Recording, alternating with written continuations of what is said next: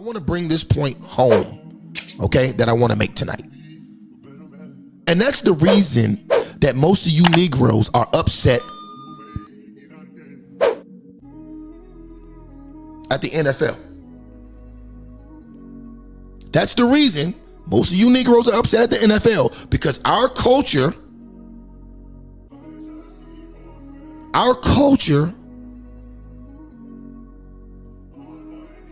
is headed by nigger culture. And by nigger culture, I mean hip hop culture. And seeing nigger culture get rejected makes the leaders of the culture feel some type of way. This is why you think they're doing something to you, when in actuality, what the NFL is doing is sending a message to nigger culture. All right? And I already clarified what that means. By nigger culture, I mean hip hop culture. I mean this culture that black men have been brainwashed into thinking should be their way of life since the early 1990s. All right, so let's get to the first example, which is going to be Gilly the Kid. This is what Gilly the Kid had to say about the Shedeur Sanders situation. Right, sometimes you get to all my folks out there, right? I just want y'all to know that when you're a black man in America, right, sometimes you get reminders. You know what I mean? As a successful black man in America, I often get reminders. And in the Shedeur Sanders situation, this is just a reminder that you can do everything right in life. You can come from a good family. You could be a good student. All right, I don't want to stop him right there, because you got to watch some of the verbiage that they're using. I keep hearing them say he's done everything right in life. How do we know he's done everything right in life? His father has given him everything that he's ever earned, including, like I just read the other day, Deion Sanders had Shedeur Sanders' jersey retired at the University of Colorado. How does Shedeur, is Cordell Stewart's jersey even retired? I gotta look that up, because I mean, as far as I'm concerned, Cordell Stewart was the greatest quarterback to ever come out of Colorado. Is his shit retired? Let me look that up real quick before we move on. I really got to know this. Let me see. Is Cordell Stewart's jersey retired at Colorado? Here we go. His number is not retired. His number is not retired. So Shedeur Sanders' number at Colorado is retired and not Cordell Stewart. That is a travesty. That is a travesty. All right, now let's continue with this Gilly shit. Let's go. Student, you could be a God-fearing kid. You could be a hard worker. You could beat the odds. Your dad could be a Hall of Fame player, and you could beat the odds, because not too many Hall of Fame players have good kids. So you can beat the odds. You can beat, he ain't his daddy. You can beat all of that growing up. But you still get a reminder that you just a nigga, man. That's it. You just a nigga. We sitting here looking at a public execution going on right in front. A public execute, bro. Bro, they acting like this nigga really just got hung by the Ku Klux Klan or something, bro. Look at this shit. On our eyes. Where it's like, we just gotta remind you, you just a nigga. There's no other way to look at it. There's a lot of black analysts on TV, but they gotta keep it corporate. They can't say what it is. They gotta keep it cooking. I just think this is unbelievable. It's just, no, sometimes as a black man in America, you get reminded that you just a nigga. Don't matter how much work you put in. Don't matter. None of that don't matter. You got to understand. I got to stop him because, see, this is what I'm talking about. This is hip-hop culture, once again, poisoning your mind. It does matter how much work you put in. If you put in work in America, keep your nose clean, pay your taxes, present yourself in a professional manner, you can pretty much make it anywhere you want to go. All right, I do half of that shit. And I was just in Dubai last week in rooms that a lot of you niggas will never ever be in. And I'm not bragging about it. I'm just saying, I didn't get to that point in my life acting like a nigga everywhere I go. Sometimes you got to talk a little better. Sometimes you got to be professional. Sometimes you have to dress the part. So, you know what? I do agree with Gillie. If you act like a nigga, they going to remind you that you a nigga.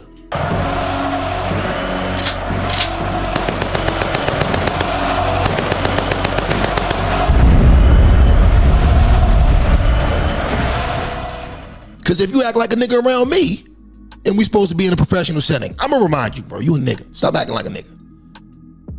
Let's get this bag. What are you doing? But it's the hip hop culture. You're not supposed to switch up how you act. You're just always supposed to be a nigga all day, every day. Because the people that they got you looking up to, they can do that. A rapper like Gillie, he doesn't have to ever act professional. His career, his job is to be a nigga, which is a rapper. Rappers get to be niggas all day. They get to smoke weed on camera. They get to drink all day. They get to pop pills. They get to have all the baby mamas they want. They get to do that because it's part of their persona. And unfortunately, it's that same persona that has affected young men like Shedeur Sanders, thinking that that persona is the way to get ahead in America. And unfortunately, it's not. It's not. I arrived at a hotel in Boston, right? And I get to the front desk and I say, is there any way I could get a suite? And this lady look at me and she say, I'm sorry. She didn't press one button. She says, I'm sorry, it's no suites in the building. They're all sold out. As she's saying it, a white man is walking out the back and she say, Gillie, oh man, I love you. Man, I love what you do for the community, man. You're a great guy. She hand me my room key. I get up to my floor. When the elevator opened, the white guy's on my floor. And he says, Gillie, I don't know why she told you there's no suites available. Every suite in the building is open, Gillie. Come back downstairs, man. We're going to put you in a suite. But it was just a reminder that you just a nigga. That lady looked at me and said, there's no suites. Before I make this hotel thousands of dollars, I would rather your black ass not be in a suite. For some strange reason, bro, he's not telling the whole story. Like, okay, when you walked in the hotel, did you smell like marijuana? Were you with a bunch of niggas? Were you loud? Were you obnoxious? Nah, you know, I don't want to do that to Gillie. I'm not going to assume that that's what he was doing, but I'm just saying, like, normally when niggas start complaining about they didn't want to serve me, I mean, bro, it's how you presented yourself, man. It's how you presented yourself. But I don't know. Who knows? Let's get on. Let's move on. I want to go to Rick Ross's thoughts. Let's go to Rick Ross. This is what he had to say. Barry Jackson, salute. Now, fresh off of FaceTime with Craig Jackson, Barry Jackson, salute. Now, back to this draft. Me wanting to one day possibly be a small percentage owner in an NFL team. I'm sitting back, I'm asking myself what's going on. Of course, I was a huge fan of Shedeur, still is, forever will be. Huge fan of Coach Prime. Energy, positive, drive. What are we afraid of here, NFL? I just want to know, me possibly being a small percentage owner in the future, what's going on here? What's going on? Like, just, y'all DM me what y'all think going on. Is there fear of social currency, power? Is it do they feel the connection from college to the I'll just go ahead and say it.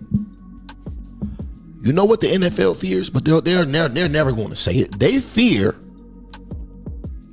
exactly what we should fear as black people, even though it might be too late. All you have to do is look at the lifespan of hip hop and then look at every relevant socioeconomic statistic in the black community and look at how that genre of music, as it gains popularity, look at our socioeconomic statistics.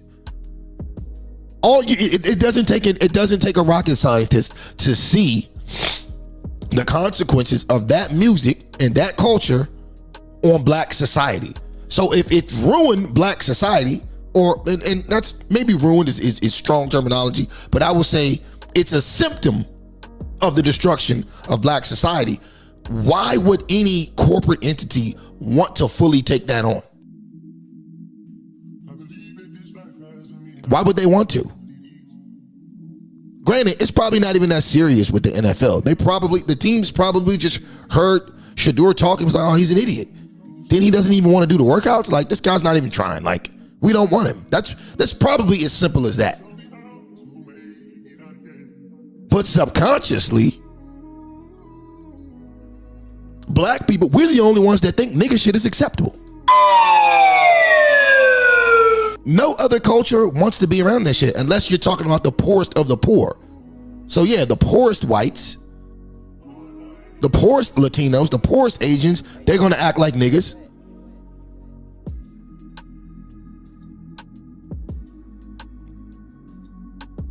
But we're the only group that glorifies it. Like, our top tier people are niggas. Damn, I hate to say that. But it's the truth. Our top tier, well, a lot of our top tiers these days, I'll say from 2010 on, all of our top tier niggas are niggas.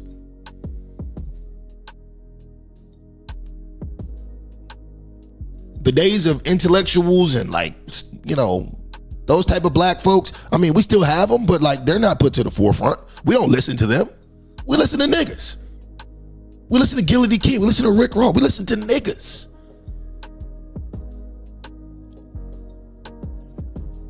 And there's nothing brilliant about any of these niggas. They can rhyme words. That's it. NFL and the possible influence. Me being a business owner, I'm looking at it from both sides. As if I was an owner, what would an owner feel? Would it be the possible influence of Coach Prime being the greatest coach in college, then possibly being the agent and the greatest coach? But this nigga's high, bro. He's high. He's high. What is he talk? Coach Prime, the greatest coach in college. He's coached 2 seasons at a Power 5 university. He's lost more games than he's actually won. And you're calling this man the greatest coach in college football? Like, what the hell are we talking about here? This is why nobody takes it seriously, man. Let's go. And father, possibly maybe one day the greatest quarterback in the NFL. What is it? I just want to know, and I'm looking at it from different sides. Should he have? He says he's looking at it from different sides. He just literally made up facts that are not facts. He just literally said, what is it about the greatest college coach ever, and what could have been the greatest quarterback in NFL history? I'm looking at it from both sides. What are you talking? Both sides of what? Nigga, you high. Still been undrafted in the 5th round? Of course not. Stop. He'll sell more Nike socks than those other people, y'all. Stop. His Ethica underwear sell more than these people jerseys who y'all. So if it's about business, it's about money. What is it really about? What is it really about? And like I said, no clue.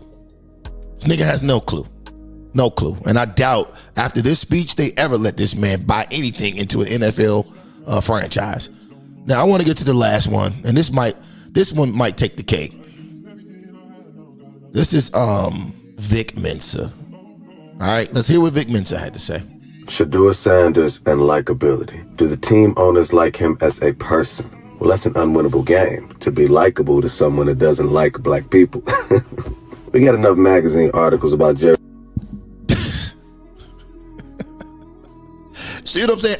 Unsubstantiated alternative facts, bro. How do you just off the break say they don't like black people? How do you... there's no proof of that. There's no proof of that. Let's go back.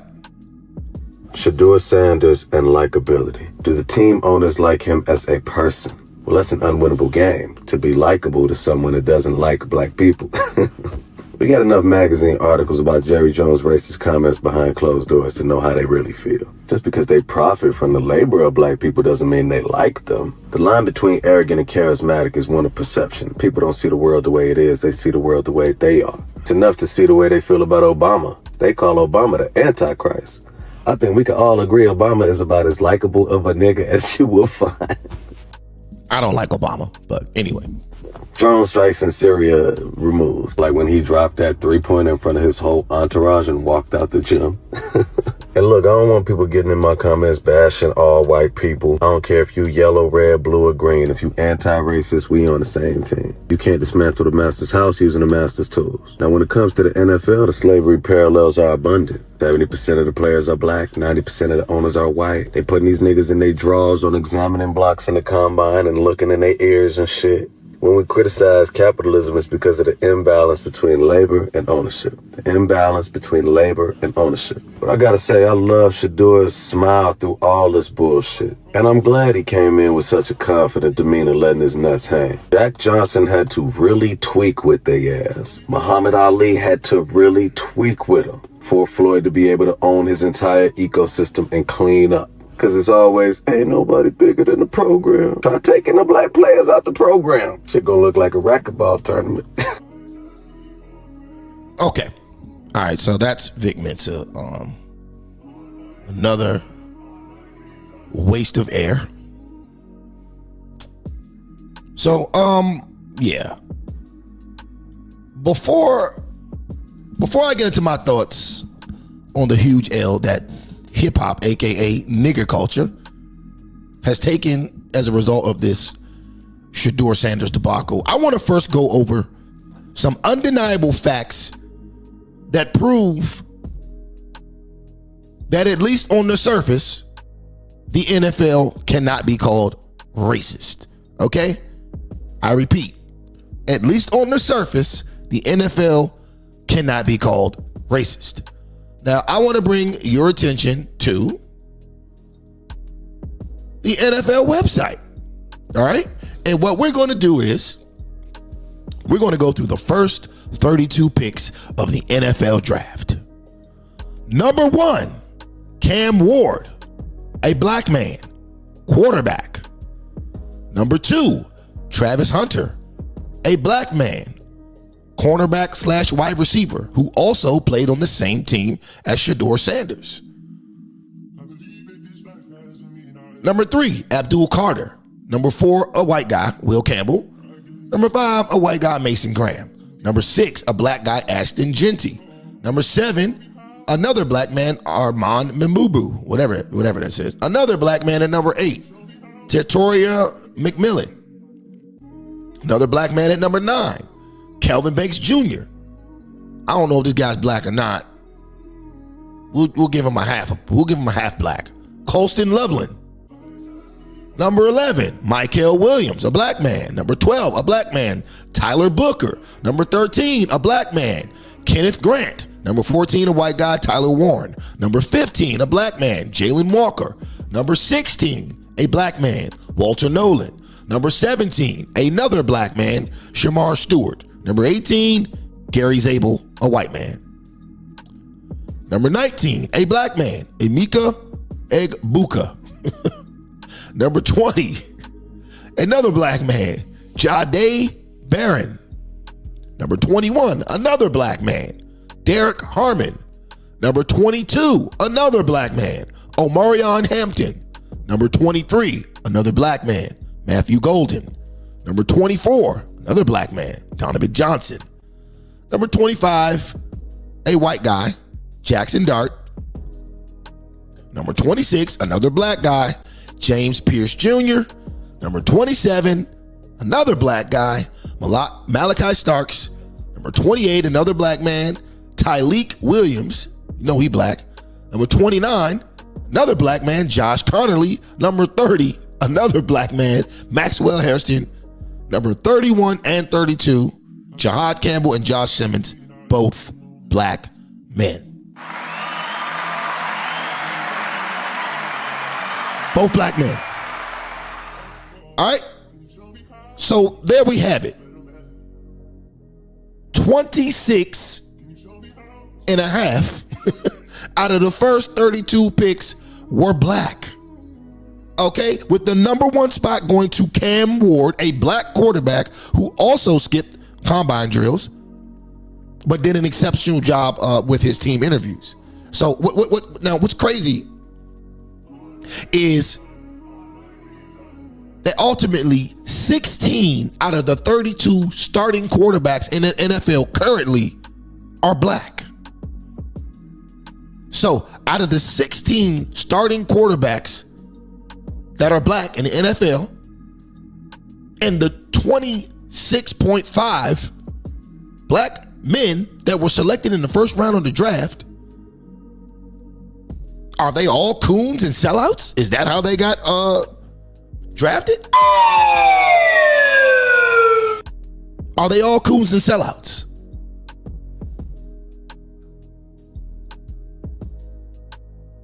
What's the logic here? How do you honestly, logically, rationally, and factionally conclude that the NFL is racist despite all this verified information just because Shedeur Sanders wasn't picked in earlier rounds? The answer is that you can't. All you can do is give a long, drawn-out, emotionally driven opinion of your estimations that can't be reasonably validated. And this is why black men are often taken as a joke sometimes, because black society is disproportionately matriarchal and it refuses to let the black man grow up. It refuses to let a black man grow up, be a man, and take accountability. It's always a bunch of whataboutism when it comes to us. Again, we can reference the Austin Metcalf murder by Carmelo Anthony last month. What did they do? What about Zimmerman?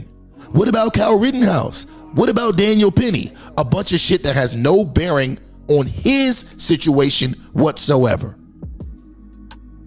It's the same with Shedeur Sanders. What about Archie and Eli Manning? Apples and oranges. Apples and oranges. Peyton Manning at the time was the best quarterback in the league. And Eli, his little brother, was undeniably the best quarterback in college football. Okay? Also, Eli didn't constantly make a fool of himself in the media, and his father handled his affairs as discreetly as he could on draft day. Now, unlike the Sanders family, the Manning family had all the leverage in those negotiations. Okay? They had the juice. Shedeur has no leverage. Not through talent, not through personality, and not through necessity. Those are the three things that you need. He doesn't have any of them. And all this talk about him not willing to conform, are you niggas serious? Are you niggas serious? Since when do you go to a job interview and not code switch to secure your position? Since when? I was going back and forth with a couple guys on my job over this issue, right? And I know some of y'all watching. How you doing? I know you're watching. Let me ask you this. When you're trying to get promoted, right, on our job, do you not code switch at the assessment center? Do you not do your best to present yourself on that camera as someone who can be trusted to supervise a group of men and women to go on missions in life-threatening environments? Do you not? Yes, you do. The same goes for the NFL. These people are considering paying you tens and maybe even hundreds of millions of dollars. And you don't want a code switch? You want to keep it real? This is the stupidity that hip hop culture teaches subconsciously. Okay?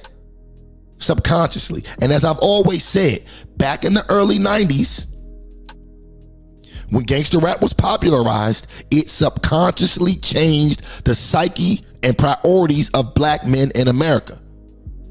Okay? And to this day, we are still suffering from the consequences of that. Some of us are waking up. Some of us are waking up, but it's not enough. Clearly, it's not enough. Because you got grown ass men about to come to tears because their favorite college quarterback didn't get drafted in the first couple of rounds of the NFL draft.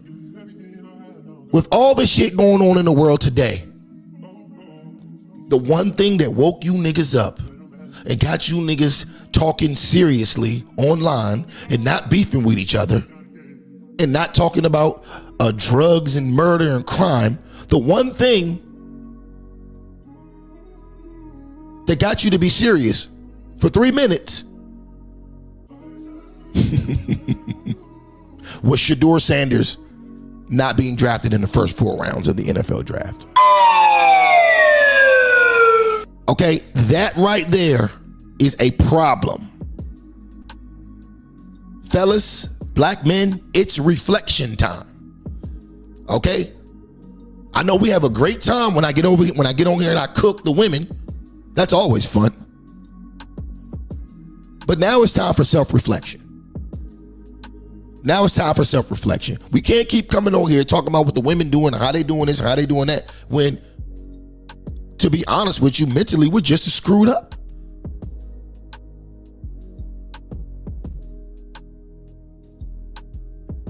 We keep saying accountability is kryptonite to women. Well, it's apparently it's kryptonite to black men too. If we're gonna keep it a buck. If we're gonna keep it a buck, it's kryptonite to us too. Cause can't none of you niggas give me one valid example or statistic on how the NFL is racist for not drafting Shedeur Sanders. You can't give me one. All you have is emotions, because that's what your mommy taught you to do. That's what your mommy taught you. That's hip hop culture. Hip hop culture is matriarchal. Think about it. All your best, and I'm rambling, but the hell with it. Let's get it. All your favorite artists. Think about all your favorite rap artists. Who raised these niggas? They mamas. Why is rap so heavily influenced by fashion? Because it's pioneered by, especially gangster rap, it's pioneered by niggas who was raised by their moms. Your mama is into fashion. Your mama gets her hair done, has long hair, braids and shit.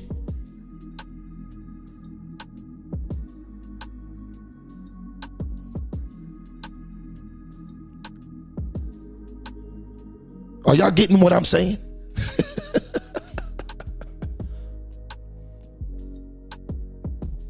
Now, granted, we didn't fund hip hop, okay? We didn't fund gangster rap. So I give you that.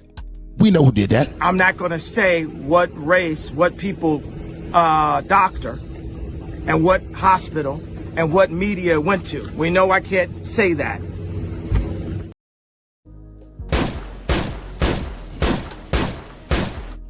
For sure. We're not going to say that.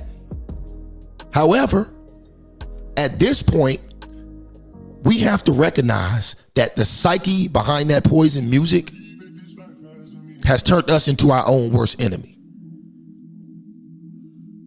And I'm not trying to act holier than thou, like I don't listen to rap music at times. Yes, of course I do. I'm a normal person. But I also recognize what the problem is. I recognize what needs to be cut out. It's the mentality, bro.